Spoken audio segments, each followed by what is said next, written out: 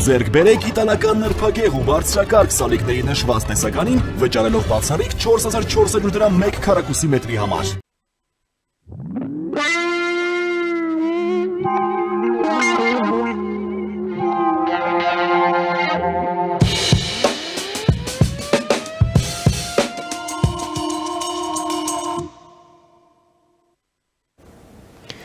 Ողջույն հարգարժան տիկնայք եւ պարոնայք, առաջին լրատվականի եթերում Մեհրաբյան օնլայնն է, ես Ռուբեն Մեհրաբյանն եմ։ Այսօր վաղ առավոտվանից առաջին լրատվականը ձեզ տեղեկացնում է այն իրավիճակից, որը ստեղծվել է մեր հարևանությամբ։ Դեպքերը զարգանում են դրամատիկ այսպես սցենարով։ Իսրայելը մասշտաբային օդային հարվածներ է սկսել հասցնել Իրանին, որում բավականին ավերիչ, թիրախավորելով նախ ռազմական ենթակառուցվածքը, թիրախավորելով հրամանատարական կետերը, միջուկային օբյեկտները, ինչպես նաև որոշ տնտեսական օբյեկտներ, որոնք առանցքային են Իրանի տնտեսության համար։ Այսօր առավոտվանից միջազգային հանրությունը սկսեց արձագանքել տեղի ունեցածին, ուշագրավն այն է, որ Իրանին հարևան բոլոր երկրները դատապարտող հայտարարությամբ, այսպես մեղմ դատապարտող հանդես եկան, ըստ այդմ ազդակ արձակելով, որ իրենք մտադիր չեն մաս դառնալու այս հակամարտության եւ ավելի հակված են որոշակի դիստանցիա պահել, կստացվի թե ոչ դա այլ հարց է, բայց ամենայն դեպս դիրքավորվել են այդպես նույնիսկ Ադրբեջանը, որը իհարկե չդատապարտեց, բայց այնուամենայնիվ կոչ արեց կողմերին երկխոսության ճանապարհով հարթել հակասությունները եւ առանձնացավ իր այսպես զուսպ եւ հավասարակշռված դիրքորոշմամբ, այդ թվում նաև հերքելով այն, որ իբր ավիացիան ադրբեջանական օդում է, որպեսզի զերծ պահի երկրի օդային տարածքը հրթիռներից եւ անօդաչու սարքերից։ Հայաստանի արտգործնախարարությունը եւս հանդես եկավ հայտարարությամբ, դատապարտելով միակողմանի գործողություններն ընդդեմ Իրանի, այդպես էր ձևակերպումը, եւ ափսոսանք հայտնելով, որ դա տեղի է ունենում այս բանակցությունների 6-րդ ռաունդին ընդառաջ։ Իսկ ինչպես է արձագանքում Եվրամիությունը սրան։ Այս պահի դրությամբ կա Կայա Կալլասի հայտարարությունը, կանցլեր Մերցի հայտարարությունը եւ Ֆրանսիայի արտգործնախարար Բարրոյի հայտարարությունը, կա մտահոգություն, կա այսպես տագնապ եւ կա պատրաստակամություն դիվանագիտական ճանապարհներով հարթել խնդիրը։ Որքանով է այս ամենը գործունակ, հա, այս դիրքորոշումը եւ ինչ է պատրաստ, ինչ է կարող անել եւ ինչ կցանկանա անել Եվրամիությունը, հաշվի առնելով, որ հենց իր հարևանությամբ եւս մեկ պատերազմ է։ Դա Ռուսաստանի կողմից Ուկրաինայի դեմ սանձազերծված պատերազմ է։ Մեր տարածաշրջանում Եվրամիությունն ունի քաղաքացիական առաքելություն դիտորդական, որն ըստ էության հենց տեղակայված է հարևանությամբ այս պատերազմի էպիկենտրոնի։ Փորձենք հասկանալ, թե ինչի վրա մենք կարող ենք կառուցել մեր հաշվարկները, մեր ակնկալիքները, կապված մեր անվտանգության հետագա այսպես ապահովման հետ։ Փորձենք հասկանալ եւ այդ նպատակով ես մի հարգարժան հյուր եմ հրավիրել մեր տաղավար Գերմանիայից տեսակապով, մեր հյուրն է տիկին Իրինա Ղուլինյան Գերցը, հետխորհրդային երկրներում եվրոպական քաղաքականության հարցերով փորձագետ։ Բարև ձեզ տիկին Ղուլինյան, շնորհակալ եմ հրավերս ընդունելու համար։ Բարև ձեզ, շնորհակալ եմ հրավերելու համար։ Տիկին Ղուլինյան, մենք առավոտվանից հետևում ենք դեպքերի ընթացքին, մենք լուսաբանել ենք հարցի այսպես փաստական կողմը, եւ տեսել առաջին արձագանքները մասնավորապես Եվրոպայից, Բրյուսելն արձագանքեց Հանձինսկայա Կալլասի, Բերլինը, Փարիզը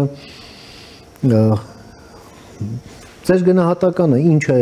տեղի ունենում եւ ինչպես է այս ամենը երևում Եվրոպայից համեցեք Նախ ասեմ, որ առնվազն վերջին 1 տարում Եվրոպական միության մտահոգությունը, որ նաև Իրանի եւ Իսրայելի այս ամբողջ լարվածության ֆոնին նոր օջախ կարող է առաջանալ, շատ մեծ է եղել, որովհետեւ ձեր խոսքում նաև նշեցիք Եվրոպական հողի վրա ընթացող պատերազմ կա եւ եվրոպական երկրների դիրքորոշումը միանշանական է անել ամեն ինչ, որպեսզի բանը չհասնի ռազմական գործողությունների, որովհետև այս դեպքում հաշվի առնելով շատ մեծ տարբերությունները Իրանի որպես պետություն, նրա գործելակերպի եւ նաեւ մտածելակերպի, նրա ներգրավվածությանը այլ երկրներում կազմավորումների աջակցմանը եւ այլն, այդ ամբողջ պատմությունը բոլորս գիտենք, Եվրոպական միության մտահոգությունը շատ մեծ էր, բայց պետք է ասել, որ ամեն դեպքում, որ սա այսպես արագ եւ նման մասշտաբով կկատարվի, անակնկալ էր, որովհետեւ դեռևս մինչեւ 3 դեռևս անուն նախագահն էր հույս հայտնում, որ բանակցությունները լավագույն միջոցն են այս հարցը հարթելու համար եւ 3 մենք տեղեկացանք նաեւ ատոմային էներգիայի միջազգային գործակալության բանաձևին, որ հստակ ասում է, որ Իրանը ըստ էության մերժում է լիակատար հասանելիությունը իր ատոմային այդ կառույցներին, որպեսզի հստակ այդ վերահսկողությունը կատարվի եւ դրան եղավ Իրանի արձագանքը, որը այսպես շատ այսպես ասած ոչ թե մեղմեր, այլ ավելի էր ավելացնում խնդիրը այն իմաստով, որ ասում էր, եթե այդպես է դուք ստում եք, մենք կանոնները պահում են, եթե այդպես է մենք մեր երրորդ, նաև այդ միջուկային բանի այդ կենտրոնը կակտիվացնենք եւ այլն, շատ անհաջող բան ստացվեց, բայց այն, որ հենց ժամեր անց Իսրայելը կանի այն ինչի մասին բազմից է բարձրացային է, դա կարծում եմ նաև բոլորի համար անակնկալ, թեև երեկոյան արդեն օրինակ Գերմանիայի կանցլերը տեղեկացվել է Իսրայելի կողմից, որ հարվածը հասցվելու է եւ բոլորս է ակնհայտ նաև, որ ամերիկյան կողմն է տեղեկացված եղել, բայց առանց բնականաբար իր մասնակցության Խնդիրը հետևյալն է,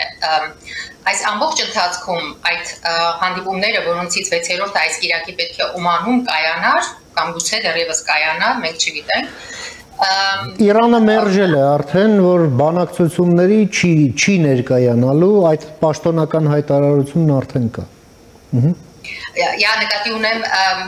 գիտեք, այս առաջնային ռեակցիաները մենք, եթե օրինակ համեմատենք անցյալ տարվա միջադեպին, այսպես ասած, երբ Իսրայելը օդային պաշտպանության համակարգը Իրանի բավականին մեծ ծավալով պարալիզացրեց, դրանից հետո շարունակվեցին բանակցություններ։ Ուզում եմ ասել, համենայն դեպս միջազգային հանրության համար հետևյալ իրավիճակն է։ Համապատասխան խումբը ատոմային միջազգային այդ գործակալության փաստեր ունի, որ ըստ նրանց գնահատումների Իրանը այս վայրդրությամբ ունի 400 կիլոգրամ ուրան, որը մինչև 60%-ով հարստացված է։ Ատոմային ռումբ ստեղծելու համար, ըստ մասնագետների, ես դրա մասնագետը չեմ, 90% հարստացում է, շատ պարզ լեզվով ասած անհրաժեշտ։ Եվ նրանց գնահատմամբ 60-ից 90%-ի անցնելը դա մեծ խնդիր չէ այլևս, եւ եթե այդ քանակը, որը հիմա ունի 90%-ի չափով այդ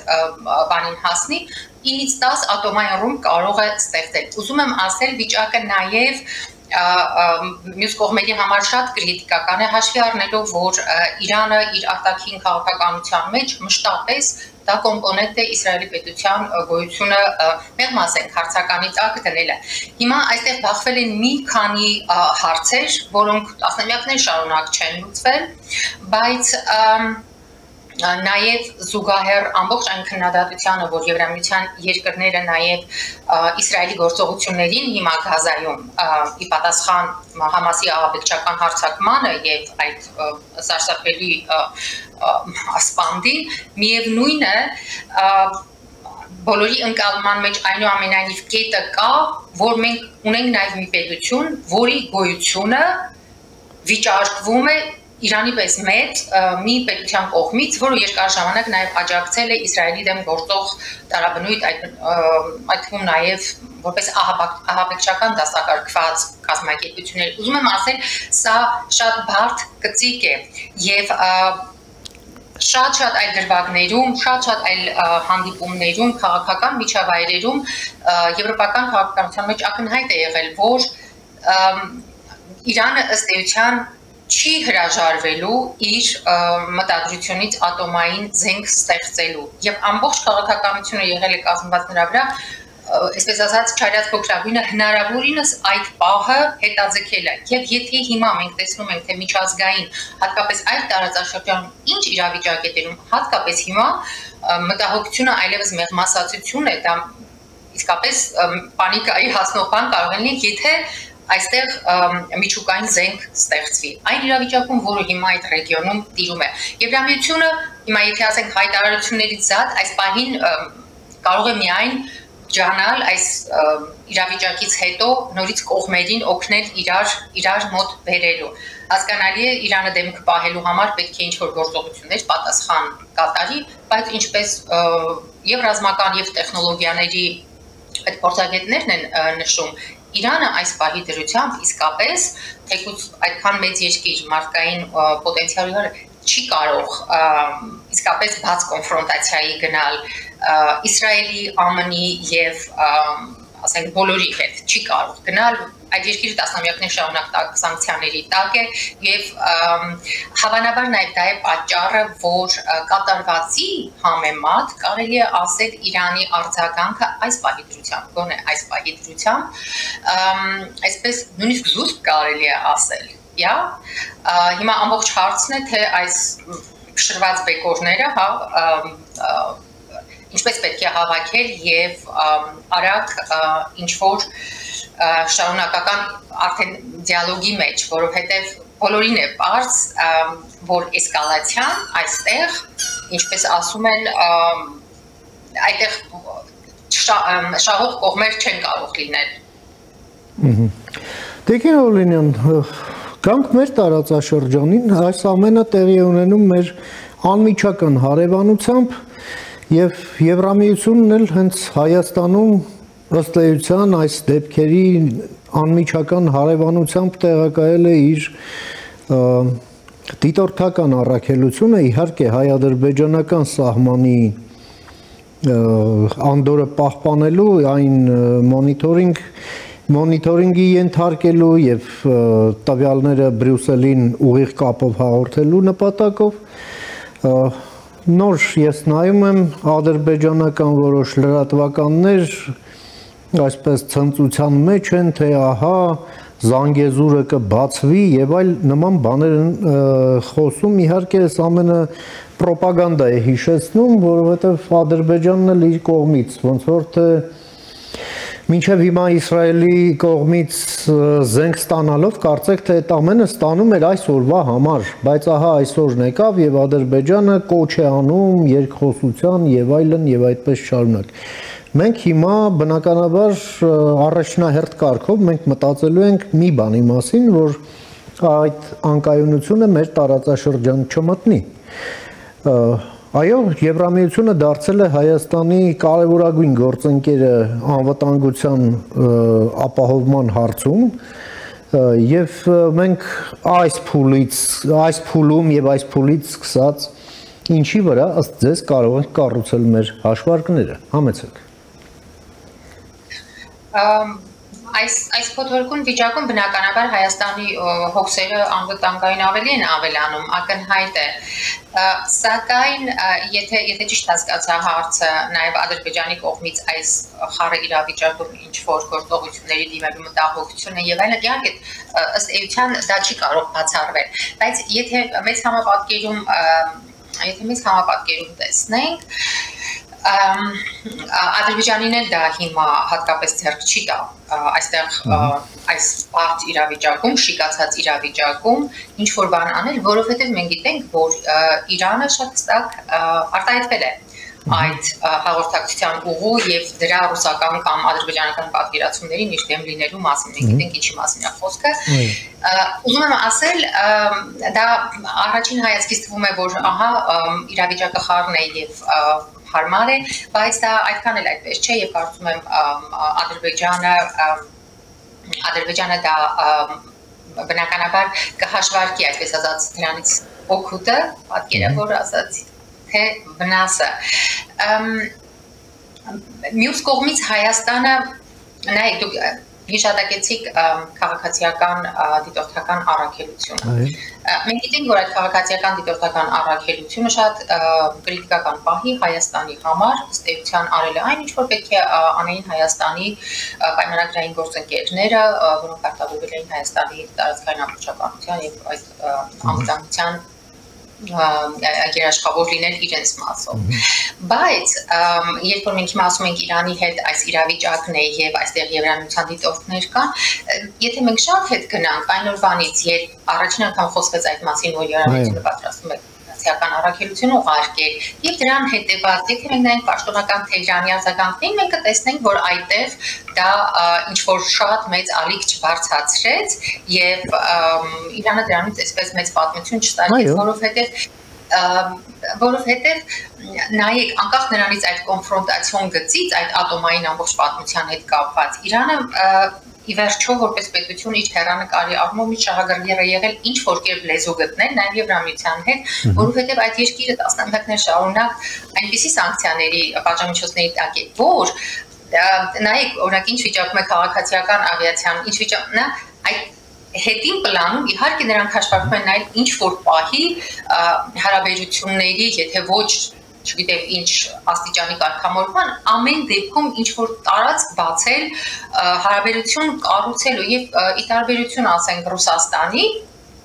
եւ Ադրբեջանի, որոնք այդ քաղաքացիական հեռադիտակով զինված, այսպես զինված պատկերավոր եմ ասում, քաղաքացիական դիտորդներից դարձրել են, չգիտեմ, այդ ինչ հետախուզական տեխնոլոգիական կենտրոնի պատկեր են տարածում, ասենք Իրանը դա այդպես չի դիտարկում։ Իհարկե, պարտավոր էր նաև ինչ-որ բան ասել եւ ժամանակին ասեց այդ մասին, բայց դրան ոչինչ չի հետևել դրան, չէ՞։ Ուզում եմ ասել, այդ քաղաքացիական դիտորդների մասին ավելի շատ Ռուսաստանի եւ Ադրբեջանի արձագանքներից պետք է Հայաստանը, այսպես ասած, ուշադրի, քան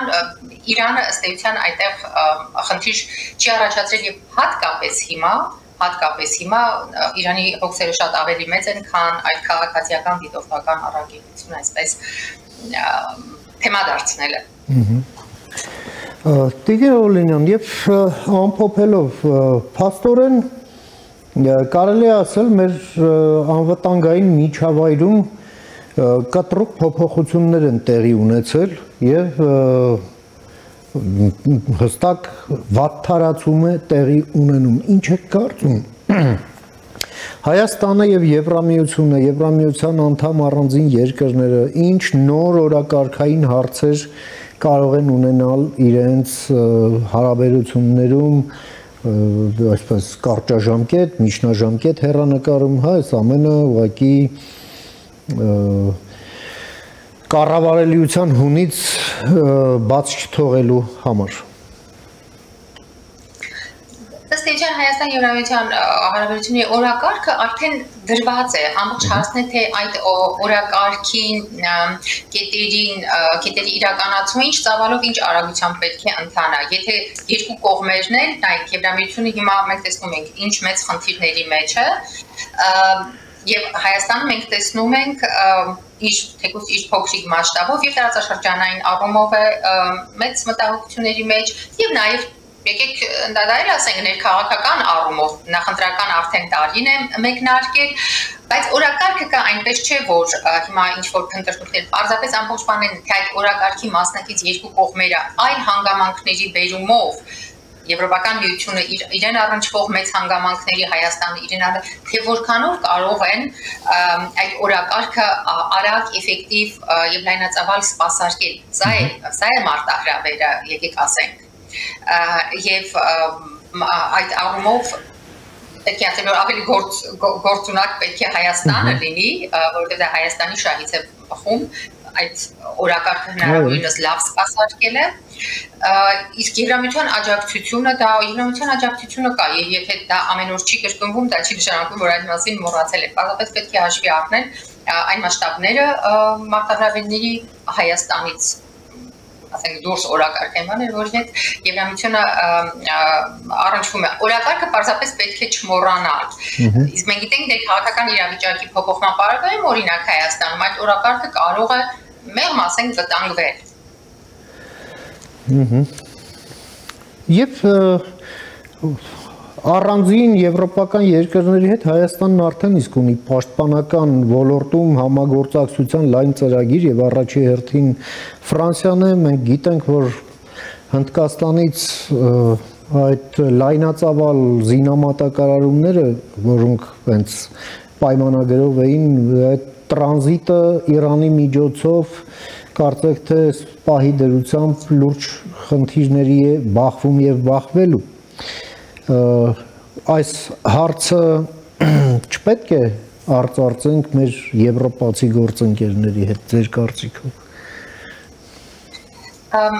Իրանի հետ Հայաստանի հարաբերությունները Հայաստանի Եվրամիության, Հայաստանի ԱՄՆ-ի, Հայաստան եւ այլ բոլոր երկրների հետ հարաբերություններում այդ Հայաստան-Իրան հարաբերությունները միշտ թեմա են եւ մինչ օրս եղել է այնպես ըստ էության, որ մյուս գործընկեր կողմերը ըմբռնումով են մոտեցել դրան, որովհետեւ շատ հստակ է, թե ինչու է Հայաստանի համար այդքան կարեւոր Իրանը եւ նաեւ այս պահին, թե ինչու է այնքան կարեւոր, որ Իրանում ինչ-որ բան չկատարվի, որը շատ բաներ կփոխի եւ երկրում եւ տարածաշրջանում, այդ ըմբռնումը կա եւ հիմա եթե այս կոնկրետ այս էսկալացիայի ֆոնին եք մտածում, չնայած դրան որ սա ահռելի մասշտաբի բան է, հա, այդ կատարված է եղել, ամեն դեպքում առաջին ձայներն արդեն նաեւ եվրոպական քաղաքական վերլուծական շրջանակներում ասում են, որ հաջորդ ալիք էսկալացիայի շատ արագ պետք չէ սպասել, սա ամեն դեպքում տեղափոխվելու է սեղանների շուրջ զրույցի, դա է այս պահի գնահատականը եւ բնականաբար Հայաստանից ոչ ոք չի ակնկալում, որ Հայաստանը իր չափերով եւ իր խնդիրներով որ ունի, ինչ որ Իրանի դեմ անկախանից թե ինչ քաղաքականություն է վարվում, ինչ է վարվելու, որ դրա ինչ-որ ակտիվ դերակատար դառնա, մինչև հիմա չի եղել Հայաստանը եւ կարողացել է հիմնավոր բացատրել, թե ինչու չի կարող։ Եվ այդ բացատրությունը ըստ էության ընդունվել է։ Եվ ընկալելի է։ Իհարկե ընկալելի է։ Նույնիսկ բավական է նրանք ովքեր ասենք առաջին անգամ եթե հարցին առնչվեն,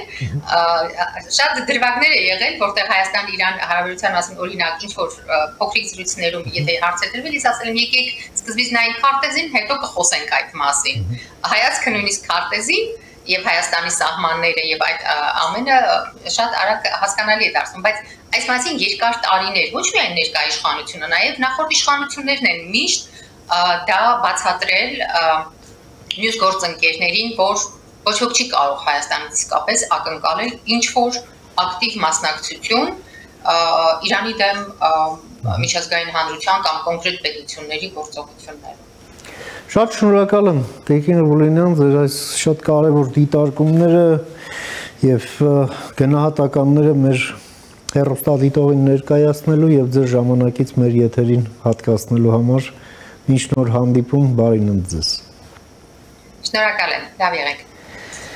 Մենք զրուցեցինք մեր գործընկեր Իրինա Ղուլինյան Գերցի հետ Գերմանիայից, ով Եվրամիության քաղաքականության հարցերով փորձագետ է հետխորհրդային երկրներում եւ քննարկեցինք եվրոպական ասպեկտը այս Իսրայել-Իրան հակամարտության, որը այս գիշեր մեկնարկել է օդային հարվածներով, որ հասցրեցին իսրայելական ռազմաօդային ուժերը Իրանի տարածքում։ Մենք այսօր աշխատում ենք արտակարգ ռեժիմով, մենք կհանդիպենք եթերում քիչ ավելի ուշ։ Մնացեք առաջին լրատվականի հետ։